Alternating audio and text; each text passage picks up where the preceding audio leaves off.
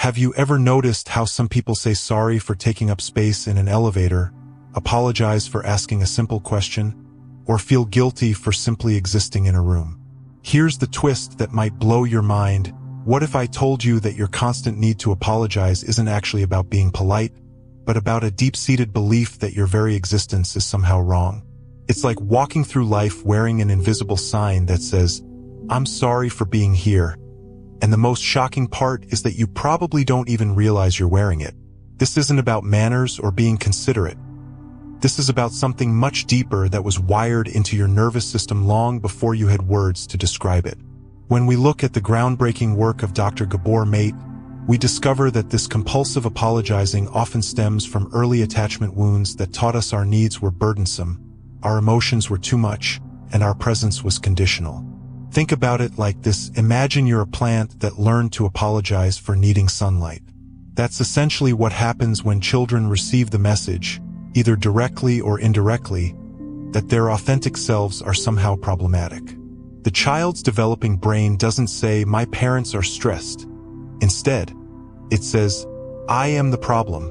The fascinating thing about chronic apologizing is that it's actually a survival strategy disguised as politeness. Your nervous system learned early on that making yourself smaller, less noticeable, and constantly apologetic was the safest way to navigate relationships. It's like your inner child developed a superpower, but the superpower was invisibility instead of strength. This pattern becomes so automatic that you end up apologizing for things that don't even require an apology, like asking for help, expressing an opinion, or taking up your rightful space in the world. But here's where it gets really interesting, and this might surprise you. The people who apologize the most are often the ones who have the least to apologize for. They're usually highly sensitive, deeply empathetic individuals who absorbed everyone else's emotions like emotional sponges. Imagine being born with the emotional equivalent of surround sound when everyone else has regular speakers. You picked up on every subtle tension, every unspoken frustration, every momentary irritation from the adults around you, and your young mind concluded that you were somehow responsible for all of it. The real kicker is that this apologetic pattern doesn't just affect how you interact with others, it fundamentally shapes how you see yourself. When you're constantly saying sorry for existing, you're essentially training your brain to believe that your needs, feelings, and presence are inherently problematic. It's like running a background program on your computer that's constantly telling the system it's malfunctioning, even when everything is working perfectly fine. This creates what Gabor Maté describes as a split between who you really are and who you think you need to be to survive. Now, let me paint you a picture that might hit close to home. You walk into a coffee shop and accidentally make eye contact with someone. Instead of a simple nod or smile, you feel the need to look away quickly and maybe even mouth sorry under your breath. You ask for extra napkins and apologize. You take a moment to decide what to order and apologize to the person behind you. You accidentally bump into a chair and apologize to the furniture. By the time you leave, you've apologized more times than you've actually spoken words. And the strangest part is that you probably didn't even notice you were doing it. This compulsive apologizing often masks a deeper fear, the terror of being rejected or abandoned if people see who you really are. Your nervous system learned that authentic expression led to disconnection, so it developed this elaborate system of preemptive apologies. It's like wearing emotional armor made of sorry. You think it's protecting you, but it's actually keeping people from seeing the real you. The tragic irony is that the very behavior you develop to maintain connections often prevents genuine intimacy from forming. Here's something that might make you pause and think. When was the last time you expressed a need, an opinion, or a feeling without immediately qualifying it with an apology or self-deprecating comment? If you're struggling to remember, you're not alone. This pattern runs so deep that many people have completely lost touch with their authentic voice. They've become so skilled at apologizing for their existence that they've forgotten they have a right to exist without apology in the first place. The roots of this pattern often trace back to what Gabor Maté calls the myth of the bad kid.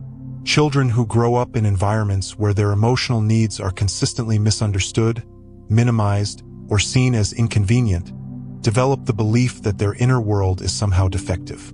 Maybe you were told you were too sensitive, too dramatic, or too much.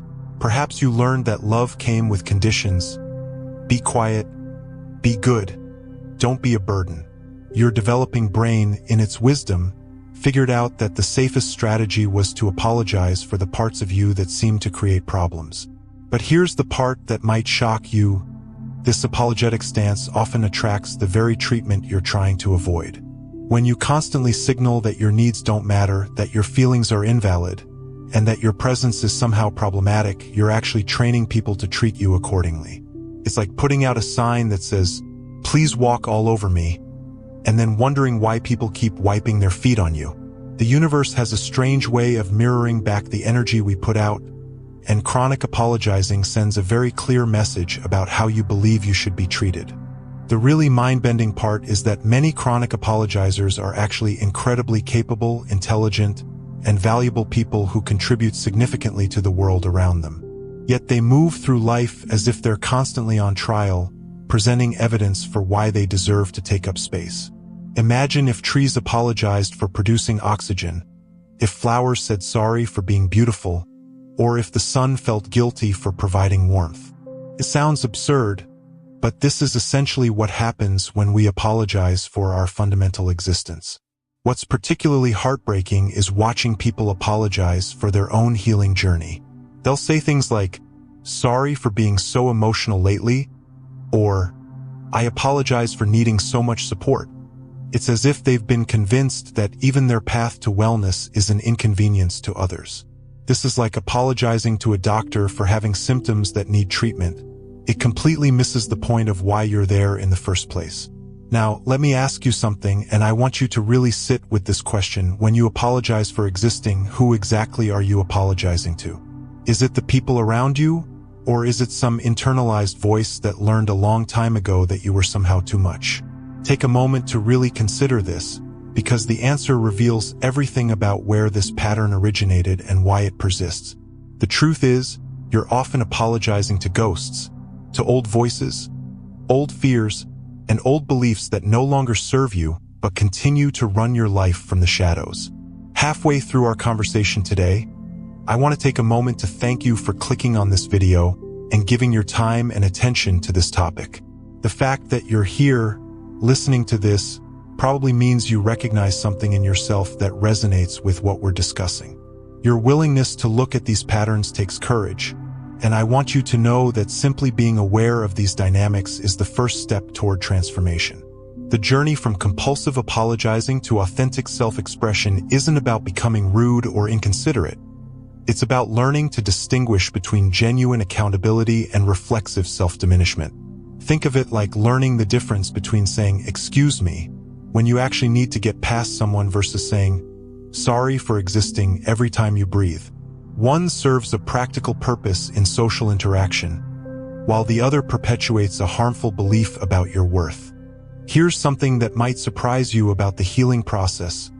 Learning to exist without apology often brings up intense feelings of guilt and fear.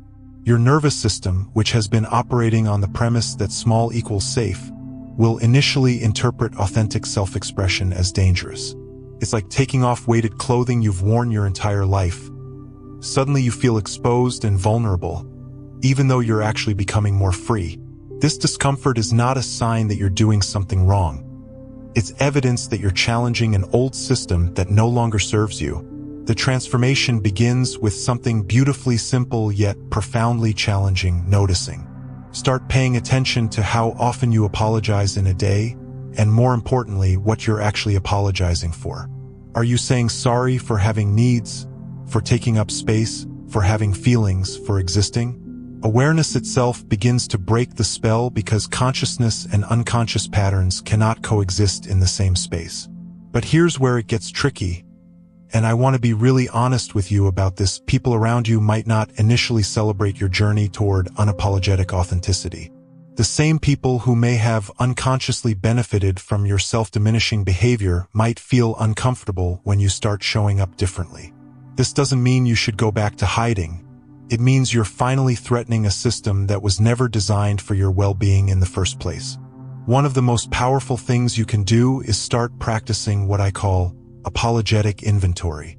Before the word sorry leaves your mouth, pause and ask yourself, what am I actually apologizing for right now? You might discover that you're apologizing for being human, for having needs, for existing in your body, for taking up space that was always yours to begin with. This simple pause can be the difference between unconscious self-betrayal and conscious choice. Speaking of conscious choice, let me share something that might sound a bit cheeky, but since we're talking about authentic expression, if this video is resonating with you, if you're recognizing yourself in these patterns, how about hitting that like button? Not because you have to, not because you should apologize if you don't, but because genuine appreciation is one of the most beautiful ways to practice existing without apology. See what I did there? No guilt, no pressure, just an invitation to express authentic appreciation if it feels right to you. The really beautiful thing about healing this pattern is that it doesn't just change how you interact with the world, it changes how the world interacts with you. When you stop apologizing for existing, you give others permission to do the same. It's like tuning into a different frequency where authentic connection becomes possible because you're no longer broadcasting from a place of shame and self-doubt. Here's something profound that Gabor Maté teaches us. The very sensitivity that you might apologize for is often your greatest gift to the world. Those highly sensitive individuals who feel everything deeply, who pick up on subtle emotional currents, who seem to absorb the pain of others, they're not broken systems that need to apologize for their existence. They're finely tuned instruments that the world desperately needs, but they've been convinced their sensitivity is a liability rather than an asset. The path forward isn't about becoming someone different. It's about remembering who you were before you learned to apologize for being yourself. Somewhere inside you is the memory of existing without shame, of taking up space without guilt, of expressing needs without apology. That part of you isn't gone. It's just been buried under layers of learned behavior and adaptive strategies that no longer serve your highest good. As we near the end of our time together, I want you to consider this: what would your life look like if you trusted that your existence was not only acceptable but necessary? What would change if you believed that your needs were valid, your feelings were welcome, and your presence was a gift rather than an imposition? The answer to these questions lives within you, waiting for the day you stop apologizing long enough to listen. The truth is, you were never too much for the right people, the right situations, the right life. You were only too much for systems, relationships, and environments that were too small to contain your full humanity. The problem was never you, the problem was trying to fit your infinite self into finite boxes that were never designed for your expansion.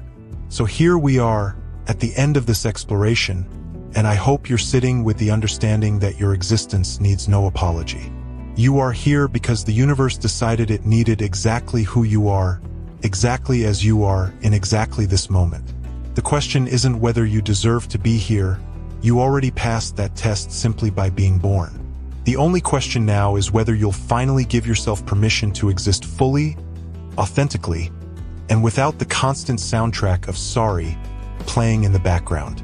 If this conversation has sparked something in you, if you're ready to explore what life looks like beyond the apology loop, I'd love for you to hit that like button, and if it feels right, consider subscribing to Not What It Seems. If you've made it this far with me, drop the word worthy in the comments. Not because you have to prove anything, but because sometimes it's powerful to declare your inherent worth in a public space. And if you're curious to dive deeper into these patterns of self-worth and authentic expression, check out the next video appearing on your screen where we explore how to trust yourself in a world that taught you to doubt everything about who you are.